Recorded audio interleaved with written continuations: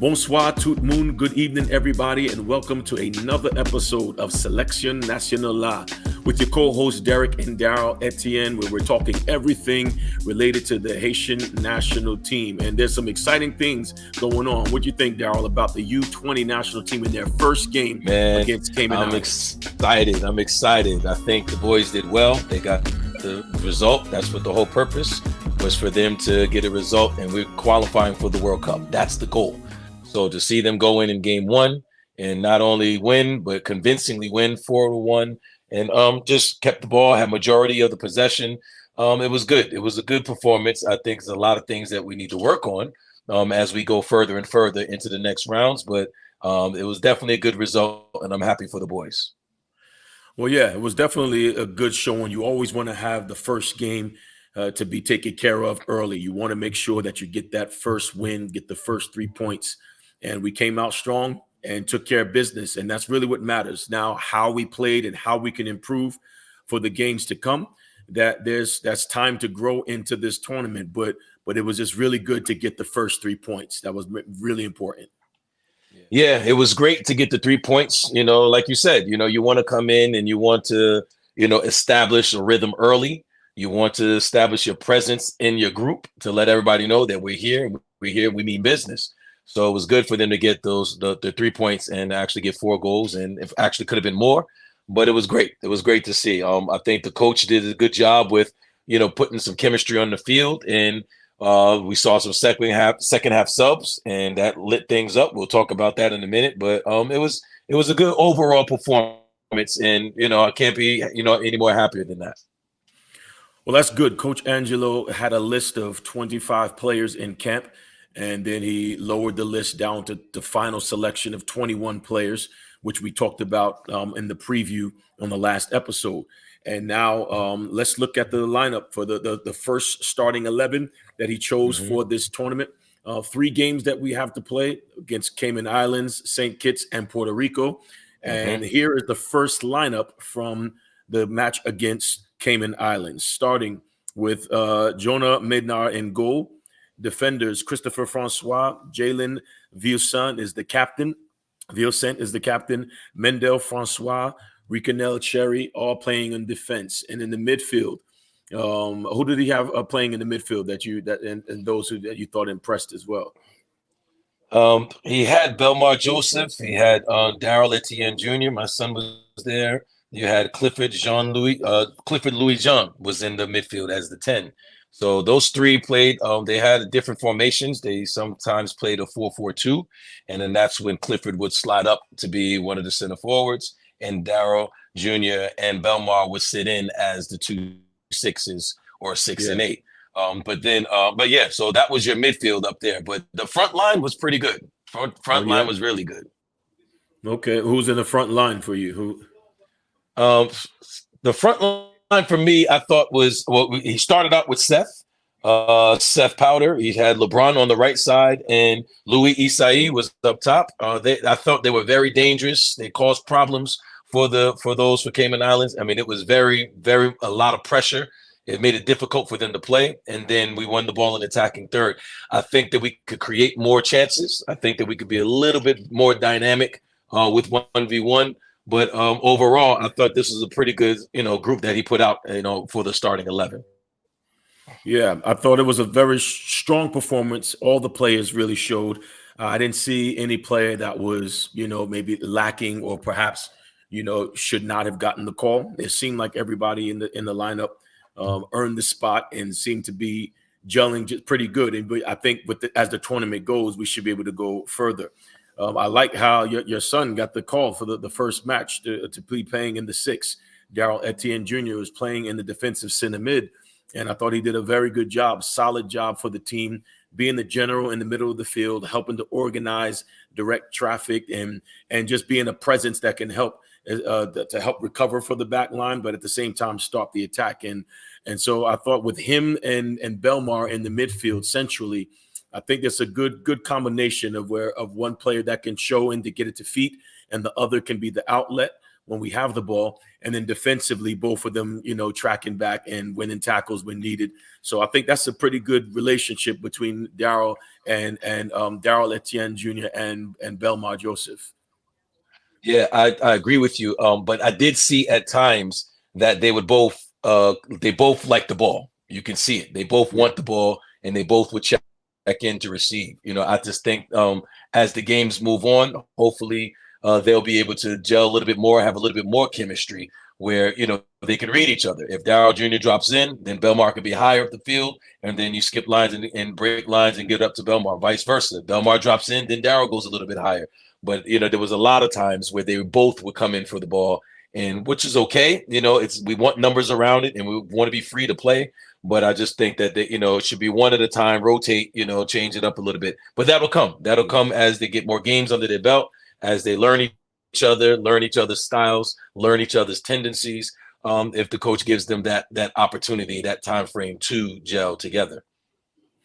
Yeah, and I think too that when you playing against this team, who really didn't test us defensively that often, they really didn't test us. And then obviously looking forward to St. Kitts, they're going to be probably even more defensive minded. And I think I'd like to see if we could get Daryl and Belmar a little bit more forward, because there's nothing to worry about in the back. So at sometimes I felt like they were too deep, that either Daryl was too deep, or there was even times when Belmar was just dropping too deep, and just really no need to when the team is not really pressing us. So I'd like to see, because that's going to be a factor playing against St. Kitts, where they're going to be sitting back behind the ball. Most likely they're going to be in a low block. And then we just don't need a 6 and an 8 sitting in front of the back four. We want to let them join into the attack and see how they get to be able to help and to create some things for us. Yeah, I agree with you. I do feel that, that both of them need to get a little bit higher up the field. They both are midfielders that want the ball. Here they are, the U20 CONCACAF championships, in the preliminary rounds, and they're trying to establish themselves and showing themselves as playmakers. So I get it, but you got to put the club first, put the country first, and that's when you decide, all right, you can check in this time, and then I'll check in the next time, and rotate it. But it seemed like they both want the ball, and so because of that, they're both too deep. And then on top of our back four, that's 6 players. So now we're really attacking with 4. Now we weren't really exposed with that because the front 4 were very good. You know what I mean? So they did well and occupied the back line of the Cayman Islands. So it wasn't exposed. But I agree 100% that going forward, that we have to be a little bit more patient. Trust the center backs on the ball. All right. Let them bring up the ball a little bit more. And then you can find holes and pockets to receive splits, to the 6 and to the 8. So I totally agree with you with that. So now with the defense not being really tested, what was your thoughts on Jonah Mednard? I mean, again, he really wasn't tested, but how did you think his performance was in the first match? Distribution, did he make any good stops for you? What are your thoughts on his performance? Yeah, not really. He wasn't really tested. I think it wasn't enough to show, the quality that he has. He comes with loads of quality, experience. He wasn't able to come to the actual camp, being school restrictions and stuff like that at the university. Yeah. But when he was able to, so to come in and go straight into the starting lineup, that shows you the level of confidence that Coach Angelo has in him. So, but again, to answer your question, there was really no testing. They were pretty easy saves. It wasn't nothing that startled us or he had to make stellar saves to show the quality. He calmed the group down. He did good on the free kicks, goal kicks, and stuff like that. But it was no real test at all. So it's going to be interesting when we go against St. Kitts and against Puerto Rico. To see him really be tested and see how he does this with his distribution, to see how he does with shot stops, those type of things. So that we got some more time to be able to tell that. And so with that being said, then pretty much would be the same for the back line. From a defensive perspective, 100%. Didn't really have a lot of forwards that was stretching us or putting us under trouble. Wasn't a lot of high pressing with us trying to build out of the back. So our back line really wasn't tested, but I thought did well of trying to initiate the attack. I'd like to see if we could play through the midfield a little bit more. But there were times when I thought that the center backs did decent jobs of bypassing the midfield to get the ball higher and wider a little bit quicker. But there are times when you can be able to play our 6 or 8 centrally and just play it and let them create. But I thought for the most part, they did well without being tested. But so if you're not being tested, we need to be good on the ball. And I don't think we had too many turnovers coming from the back four. It wasn't that many turnovers. And so I thought, again, it was a decent performance from the back line into our two center mids as well. Yeah, I would say once you got more to the second half, that's when we started, when fatigue started to sit in, that's when we saw a little bit more, more long balls, a few more long range passes and stuff like that, relieving pressure, stuff like that to kill the clock and stuff. So I think that was good to see the mentality of the players to understand what the game was, what was happening in the game. Once the game went to well, let's look at the scoreline. We scored our first goal. LeBron had scored in the 12th minute. The 12th minute, he was able to, the ball was crossed in. Goalkeeper came out and he challenged the goalkeeper and scored the goal with that. So that was real bravery on his part. In right position, poor goalkeeping, I would add to that. But he was brave to go in against the goal. Most players, it's tough when the goalie comes out. They come with their hands, they're punching, their knee is up, and it's a price you pay sometimes to go against the goalie. So I was very impressed to see LeBron go for that challenge, and he won that duel and got the first goal in the 12th minute. So what are your thoughts then that, we really weren't tested, but from the 12th minute all the way to halftime, it was a 1-0 game, So what are your thoughts? Do you think that we had more chances that we should have finished?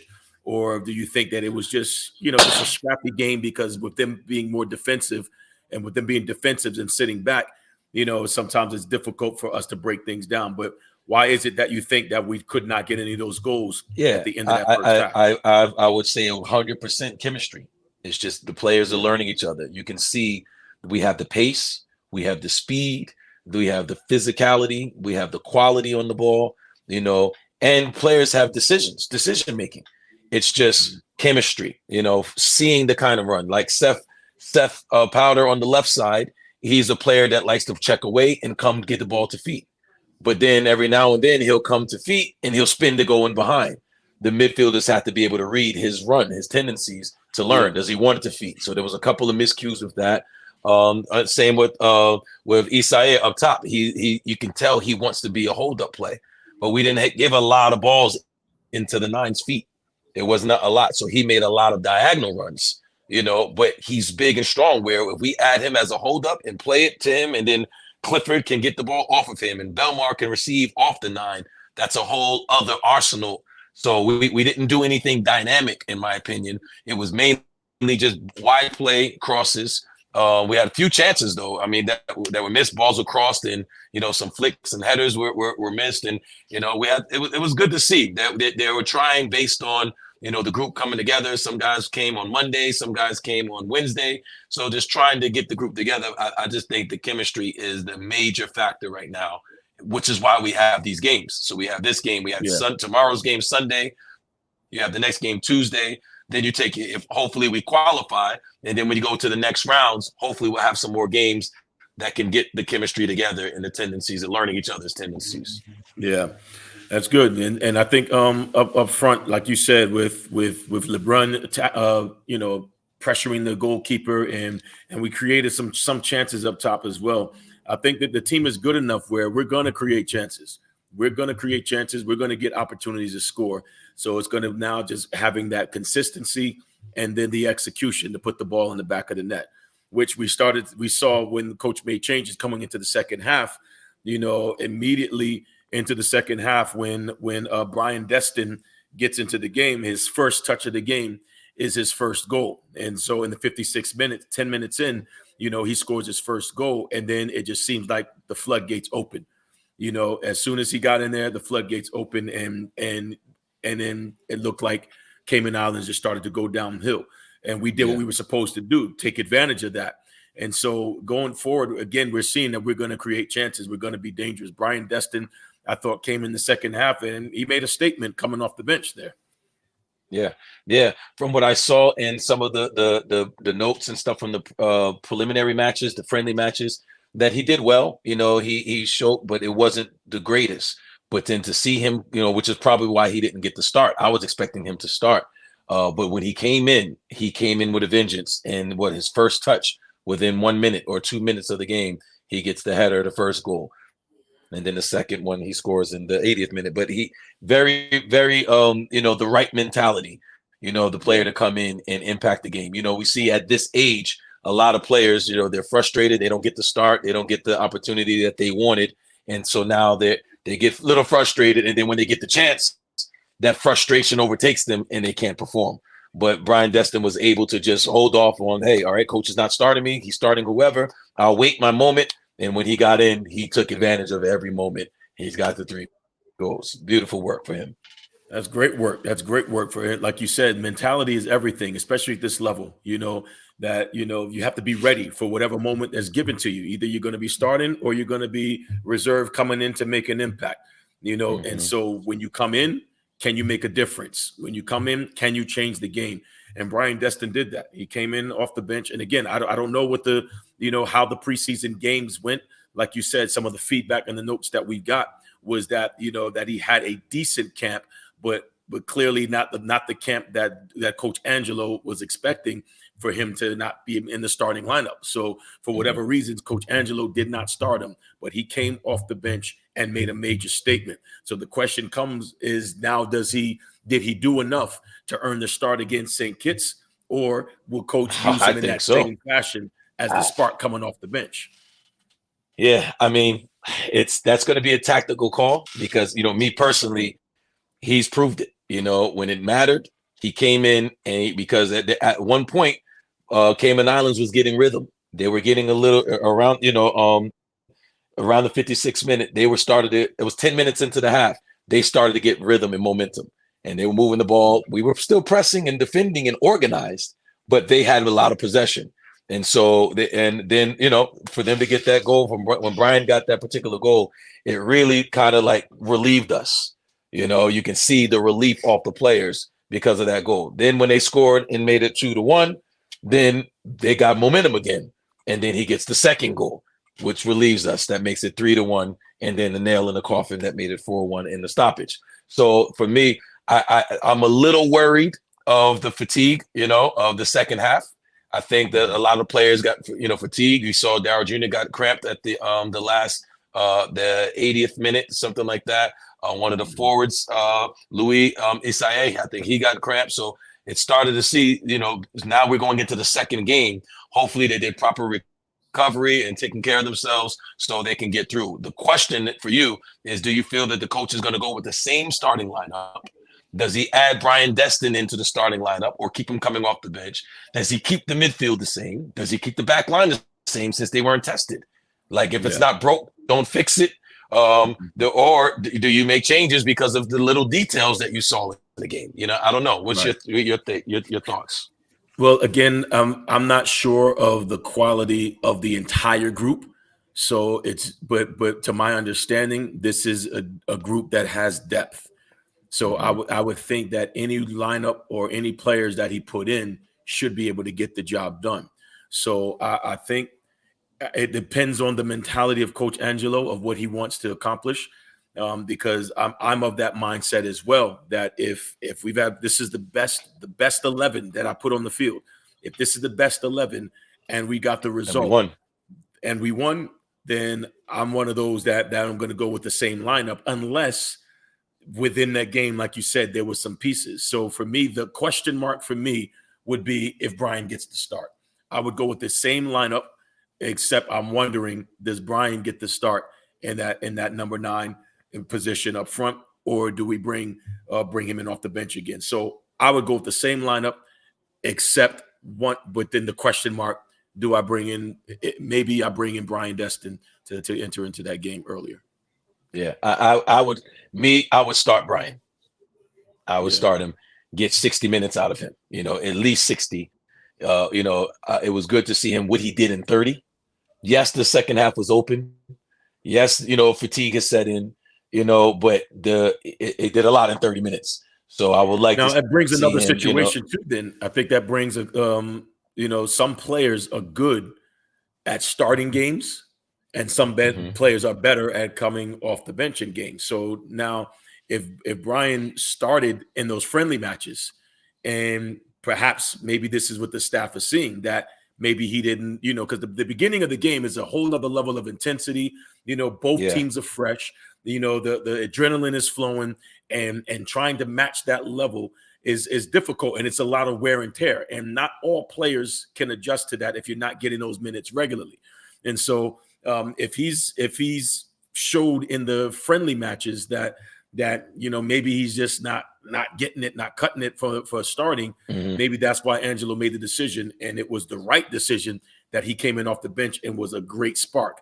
So that remains to be seen. Is he that kind of player that's better coming off the bench, and then the minutes increase, or do we give him that shot and see how he does in the 60 minutes? So again, and I know I'm repeating myself, but that's the only question mark for me. Same lineup, but maybe Brian should get the start, or maybe we do him off the Mhm. bench again, and we'll see. So you feel that the back line don't touch, the midfield don't touch. Well, again, assuming that this was the best back line, if this was out of the Mhm. 21 players there, the starting 11 this is who I chose as the top team. So this is the best back line. They weren't tested. This is still the best back line. Now, Right. does the coach consider that this is St. Kitts, and because St. Kitts lost to Puerto Rico, Puerto our Rico. next game is against St. Kitts, and they lost to Puerto Rico 5-0. So is he going to think maybe I can play the reserve players? So that's a question as well. There's because we have that kind of depth within the team that you can change it up. So is he going to take the risk and say, you know what, my best 11 played against Cayman Islands. I'm going to go with a few changes here and there against St. Kitts, and then I put the best of the best against Puerto Rico. I think you can't lose. I don't think you can lose either way. So if he did Yeah. Yeah. choose to make changes, I think the team is deep enough that you can make a few adjustments here and there, and we should still be able to take care of St. Kitts.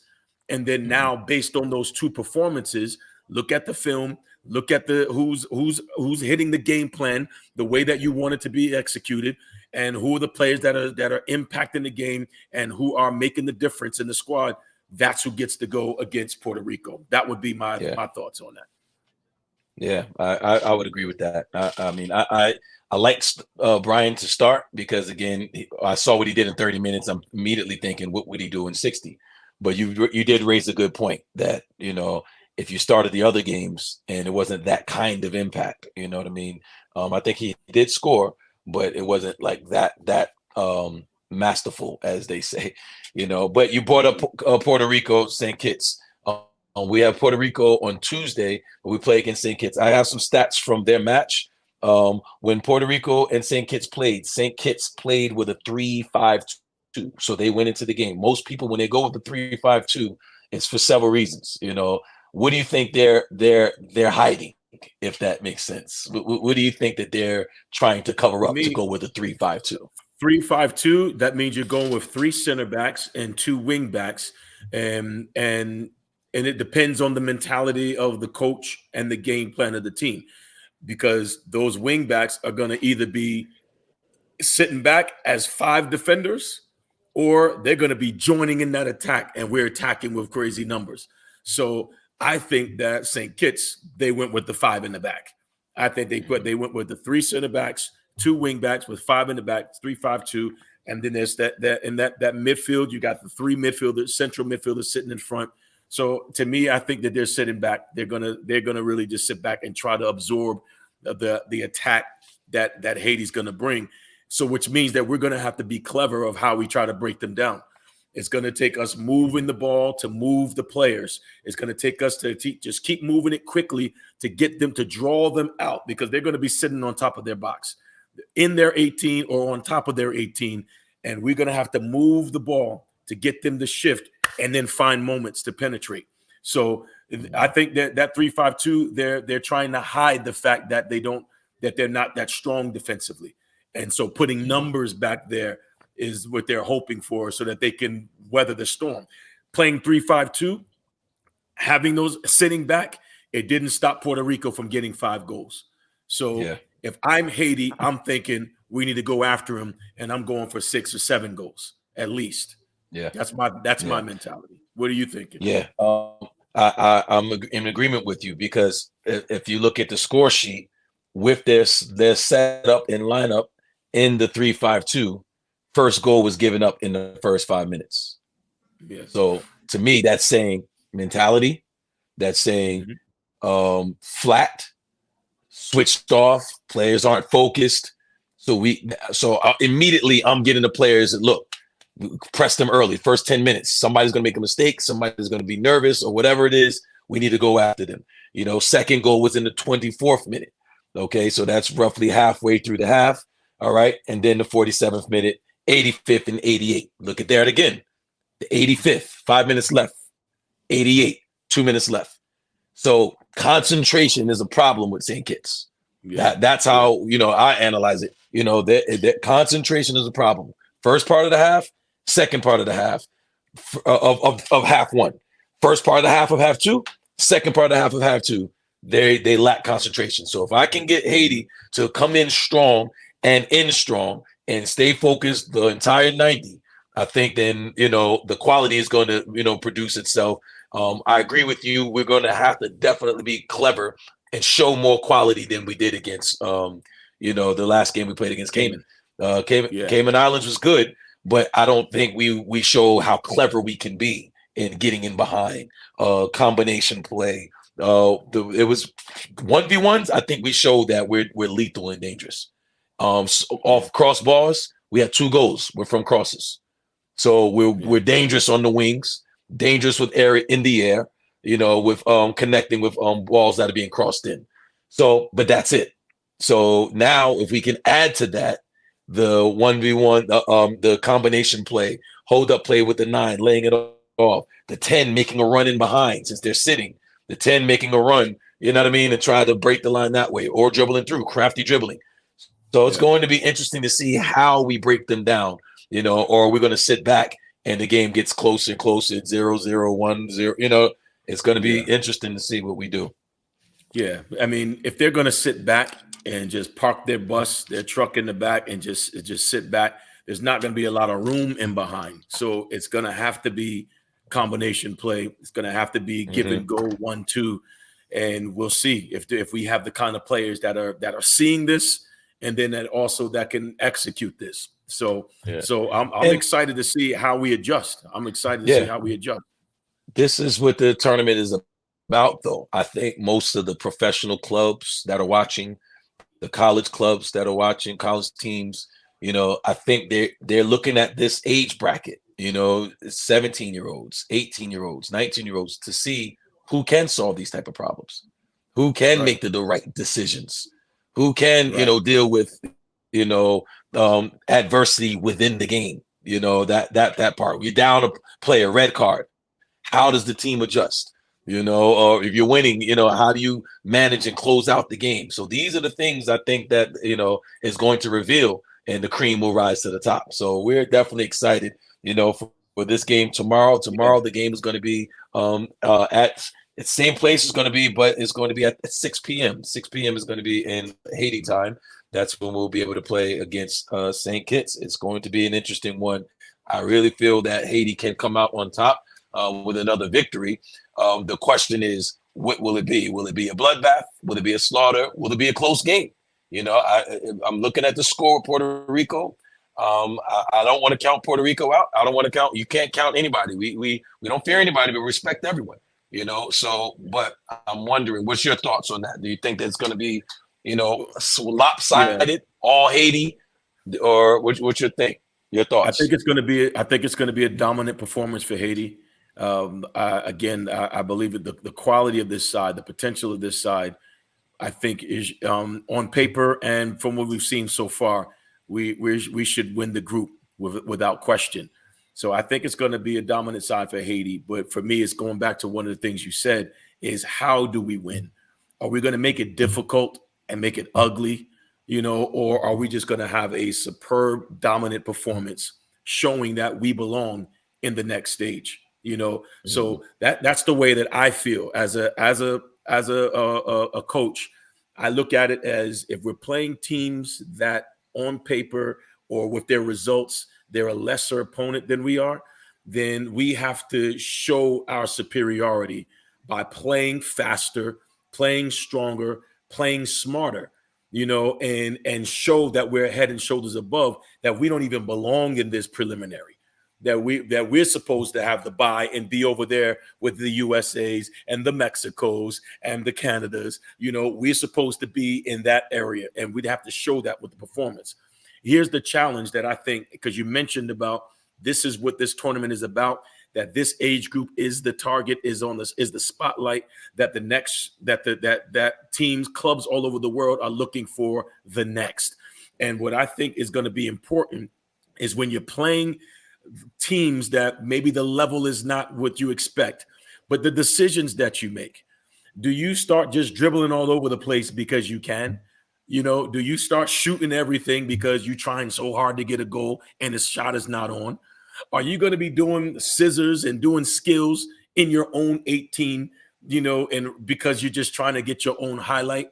So for me, I think what these young players need to know is that the clubs, the scouts, they're watching your behaviors. They're watching your elite behavior. They're watching your professionalism.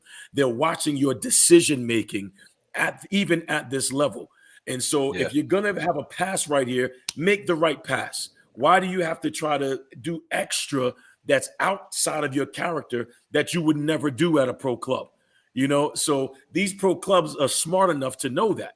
They're smart enough to know when they're sending their scouts to watch these U20 performances, they can tell who's playing with a level of professionalism that we can sign to a contract and bring in now. But it's immature to be making poor decisions just because the opponent is weak. You need to make smarter and high level, elite level decisions when the opponent is weak.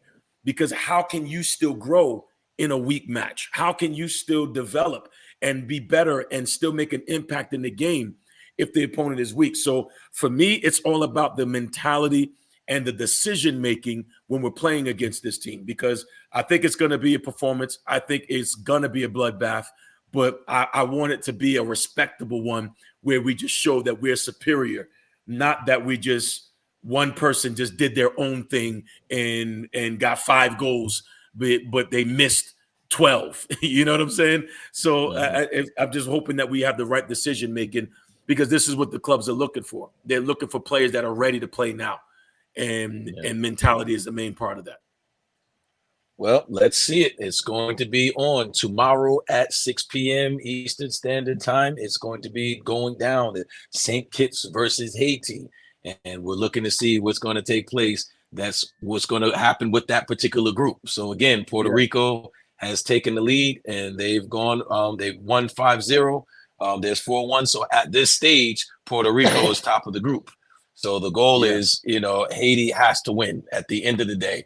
I was talking to different players and different people, and they will, if this happens and if this one loses and this one, we score this amount of goals, no, just win the games. You win the games, you go there and you make it easier on yourself.